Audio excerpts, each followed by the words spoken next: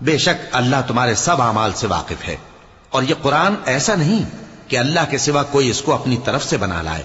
ہاں یہ اللہ کا کلام ہے، جو کتابیں اس سے پہلے کی ہیں ان کی تصدیق کرتا ہے، اور انہی کتابوں کی اس میں تفصیل ہے۔ اس میں کچھ شک نہیں کہ یہ رب العالمین کی طرف سے نازل ہوا ہے۔ کیا یہ لوگ کہتے ہیں کہ پیغمبر نے اسے خود ہی گھڑ لیا ہے؟ کہہ دو کہ اگر سچے ہو تو تم بھی اس طرح کی ایک صورت بنا لاؤ، اور اللہ کے سوا جن کو تم بلا سکو بلا بھی لو۔ حقیقت یہ ہے کہ جس چیز کے علم پر یہ قابو نہیں پا سکے اس کو نادانی سے جھٹلا دیا، اور ابھی اس کی حقیقت ان پر کھلی ہی نہیں۔